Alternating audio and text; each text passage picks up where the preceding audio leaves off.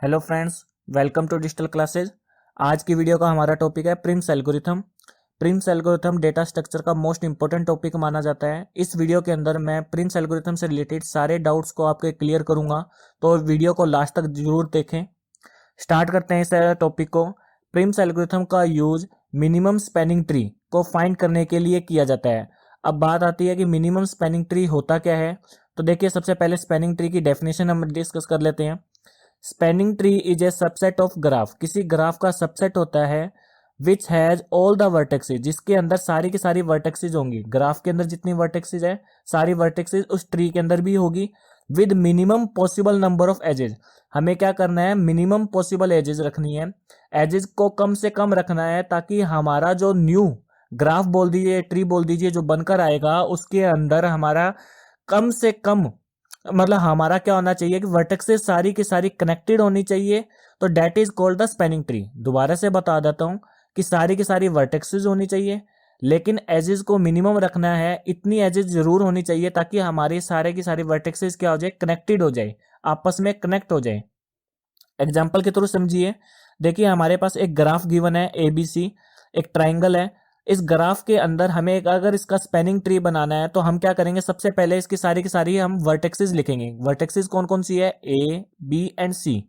इन तीनों वर्टेक्सेस का यूज करते हुए आपने मिनिमम एजेस को यूज में लेकर आना है ताकि आपका जो ग्राफ नया बनकर आए, जिसे कि हम स्पैनिंग ट्री बोलने वाले हैं, वो ग्राफ के अंदर सारी वर्टेक्सेस कनेक्टेड हो। कनेक्टेड का मतलब है एक वर्टेक्स से दूसरे वर्टेक्स पे हम जा सके। देखिए, अगर हम ये सिर्फ दो वर्टेक्सेस को यूज में लेकर आए, सॉरी दो एजेस को यूज में लेकर आते हैं, तो हमारा ग्राफ क्या कनेक्टेड रहेगा, ऑफ कोर्स कनेक्टेड है। सभी की सभी वर्टेक्सेस आपस में कनेक्टेड है। सेम एज इसमें भी कनेक्टेड है, सेम एज इसमें भी कनेक्टेड है। तो इस ग्राफ के टोटल 3 स्पैनिंग ट्री पॉसिबल है। स्पैनिंग ट्री समझ आ गया कि आपने सारी वर्टेक्सेस यूज में लेकर आनी है, लेकिन एजेस मिनिमम से मिनिमम यूज में लेकर आनी है ताकि आपका ग्राफ जस्ट कनेक्टेड रहे। क्लियर है। एक इसकी खासियत और होती है स्पैनिंग ट्री की, इसके अंदर ना तो लूप आते हैं ना ही आपकी पैरेलल एजेस आती हैं। लूप्स और पैरेलल एजेस इसमें नहीं होती है। जैसे देखिए, यहाँ पर लूपिंग है, क्लोज आ रहा है, तो ये लूपिंग यहाँ पर नहीं होनी चाहिए। स्पैनिंग ट्री का ये एक रूल होता है, कंडीशन होती है आपकी। तो सेकंड स्पैनिंग ट्री की आप बात करें, spanning tree does not have a cycle. Cycle नहीं होगा, लूप या साइकिल नहीं होता, ना ही इसमें आपकी पैरेलल एजेस होती हैं।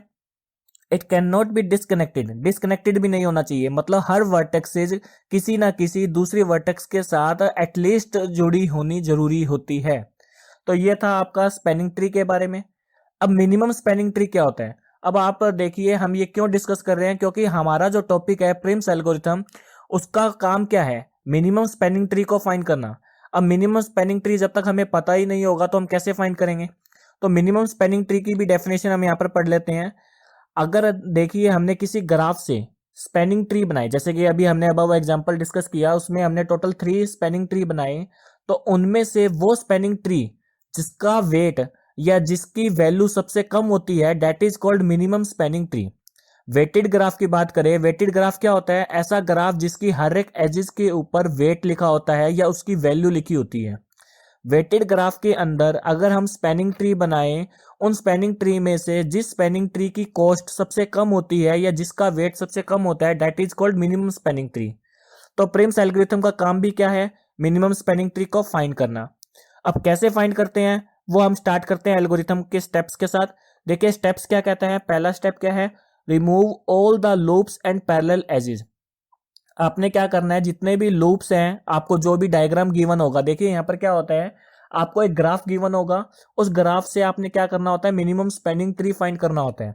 तो जब भी आपको कोई ग्राफ गिवन है, उसके अंदर जितने भी लूप्स गिवन है और जितने भी पैरेलल एजेस गिवन है, उसको सबसे पहले रिमूव कर दीजिए, हटा दीजिए, क्योंकि हमें पता है स्पैनिंग ट्री के अंदर ना तो लूप्स आते हैं ना ही पैरेलल एजेस आती हैं। जब पैरेलल एजेस को हटा रहे हैं तब आपने ये ध्यान में रखना है कि दो एजेस हैं, उनमें से जिसकी कॉस्ट कम है उसको रख लीजिए, जिसकी कॉस्ट ज्यादा है उसको रिमूव कर दीजिए। इस चीज को मैं अभी आपको एग्जांपल के थ्रू भी समझाऊंगा, तो अभी आप इस सिर्फ सुनते जाइए जो मैं आपको बता रहा हूं।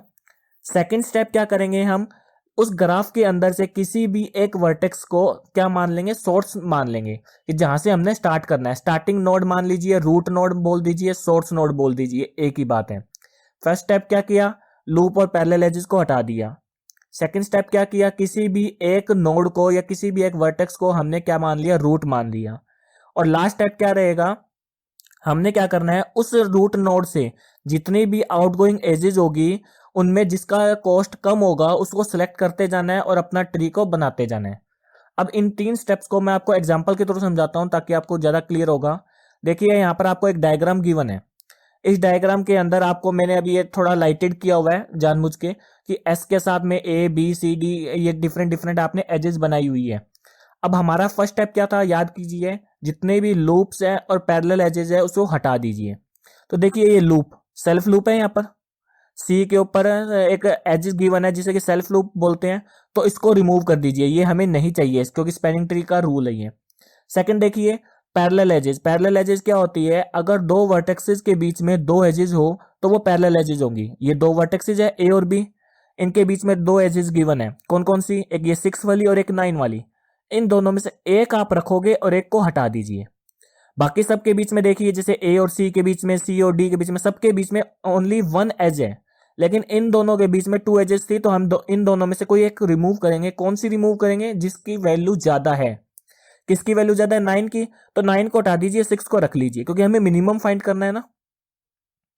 तो देखिए मैंने आगे मार्क किया कि मैंने 9 को रिमूव करना है और किसको रिमूव करना है, 1 को रिमूव करना है। इन दोनों को मैंने डॉटेड कर दिया, मतलब मैं इसको नेक्स्ट डायग्राम में रिमूव कर दूंगा। मेरा फर्स्ट स्टेप क्लियर है कि मैंने क्या किया, पैरेलल एजेस और लूप को क्या कर दिया, रिमूव कर दिया।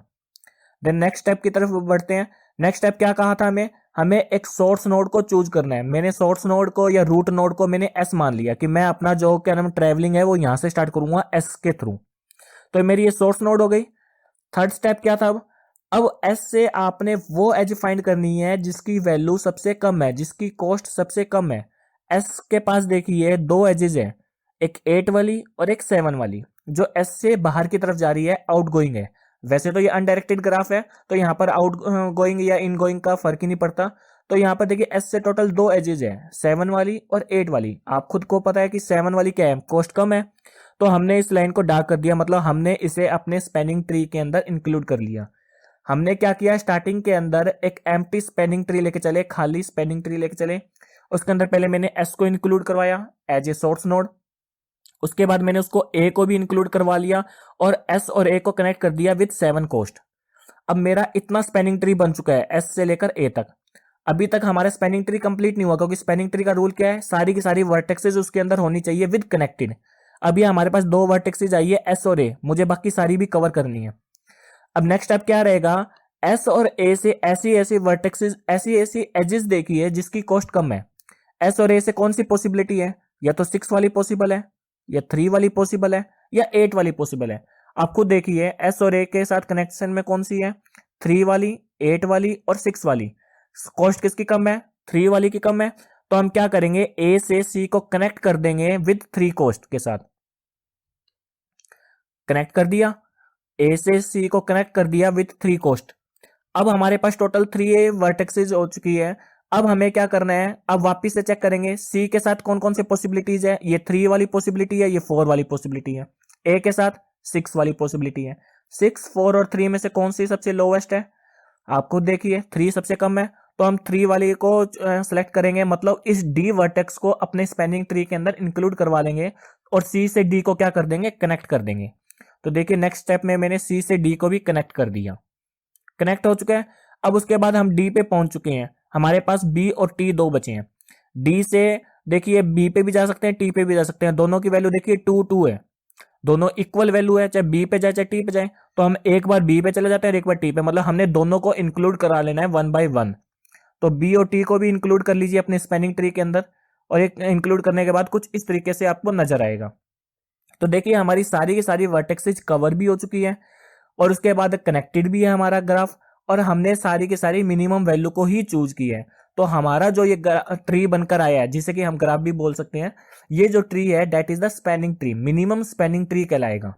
अगर आप किसी और वर्टेक्स को लेते हैं या हाई वैल्यू वाली वैल्यू को लेते हैं तो वो स्पैनिंग ट्री होता है जस्ट, लेकिन ये जो आंसर आया है आपका ये क्या कहलाएगा, मिनिमम स्पैनिंग ट्री कहलाएगा। तो ये था प्रिम्स एल्गोरिथम, जिससे कि हम क्या कर सकते हैं, मिनिमम स्पैनिंग ट्री फाइंड कर सकते हैं। यहाँ पर देखिए मैं आपको एक और एग्जांपल आपको यहाँ पर दिखाना चाहूंगा। जैसे कि ये एक एग्जांपल गिवन है, आप इसे खुद सोल्व कीजिए। इसका आंसर फाइंड कीजिए वीडियो को यहाँ पर पॉज करके, और उसके बाद मैच कीजिए कि क्या आपका आंसर मैच हो रहा है या नहीं हो रहा। इसका आंसर ये आएगा, आपको गिवन है। क्लियर है ये बात? अभी देखिए, इसके आगे बढ़ने से पहले मैं आपको बता देता हूं कि अगर आप इस वीडियो के नोट्स चाहते हो तो आपको उसका लिंक डिस्क्रिप्शन के अंदर मिल जाएगा। हमारी वेबसाइट के ऊपर जाकर, ये वेबसाइट है मेरी, इस पे जाकर आप अपने इस वीडियो के नोट्स को डाउनलोड कर सकते हो। तो देखिए, नेक्स्ट जो टॉपिक है हमारा, that is the application of the minimum spanning tree. मतलब ये मिनिमम स्पैनिंग ट्री फाइंड क्यों करते हैं, इससे फायदा क्या होगा हमारा।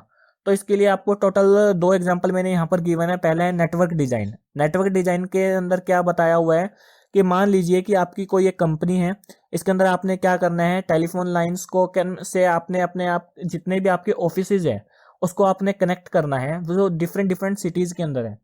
तो आपने मिनिमम कॉस्ट फाइंड करनी है उसको कनेक्ट करने के लिए, ताकि आपके सारे के सारे ऑफिसेज के जो ऑफिसेज हैं उनके टेलीफोन्स है वो आपस में कनेक्ट भी हो जाए with minimum line of cost, minimum cost का यूज करते हुए। तो ये था नेटवर्क डिजाइन। इसके लिए हम क्या कर सकते हैं, उसका पहले क्या करेंगे, सभी सिटीज का आप क्या करोगे, एक कनेक्शन बनाओगे, फिर उसका मिनिमम स्पैनिंग ट्री फाइंड कीजिए, और मिनिमम स्पैनिंग ट्री आपको मिनिमम कॉस्ट फाइंड करके देगा फॉर नेटवर्क डिजाइन करने के लिए। ठीक है। सेकंड एग्जांपल मैं आपको बता देता हूं। सेकंड एग्जांपल क्या कहता है आपका, travelling salesman problem. Travelling salesman problem क्या है, मोस्ट इंपॉर्टेंट टॉपिक माना जाता है अगर आप ये यूनिवर्सिटी एग्जाम के पॉइंट ऑफ व्यू से पढ़ रहे हो। तो ये ट्रैवलिंग सेल्समैन प्रॉब्लम क्या है, मान लीजिए कि आप किसी ये पर्टिकुलर एक सिटीज में खड़े हो और आपको लिस्ट ऑफ सिटीज कवर करनी है। कुछ भी सेल करने के लिए आपको लिस्ट ऑफ सिटीज कवर करनी है, और सभी सिटीज को एग्जैक्टली 1 टाइम ही आपने कवर करना है। मतलब किसी भी सिटी को 2 बार कवर नहीं करना है, और आपने वापस से जहां से चले थे वहीं पर पहुंचना है। तो कौन सा आपने वे चूज करना है ताकि आपके मिनिमम से मिनिमम ट्रैवलिंग डिस्टेंस हो, यह कहलाती है ट्रैवलिंग सेल्समैन प्रॉब्लम। आपने एक सिटी ए से चले, B C D E F सभी को कवर करना है, सबसे पहले किसको कवर करे और सबसे लास्ट में किसको कवर करे, और वापस रिटर्न टू ए आना है ताकि आपकी कॉस्ट मिनिमम रहे। इस टाइप की प्रॉब्लम को सोल्व करने के लिए भी क्या यूज में लेकर आया जाता है, आपका मिनिमम स्पैनिंग ट्री। और मिनिमम स्पैनिंग ट्री फाइंड करने के क्या मेथड थे आपके, प्रिम्स एल्गोरिथम और क्रुस्केल एल्गोरिथम। हमने यहाँ पर अभी कौन सा कवर किया है, प्रिम्स एल्गोरिथम कवर किया है। ये क्रुस्केल एल्गोरिथम है जो है वो मैं सेकंड वीडियो के अंदर कवर करूंगा, उसका लिंक आपको डिस्क्रिप्शन के अंदर मैं आपको दे दूंगा। अभी के लिए इतना ही रखते हैं।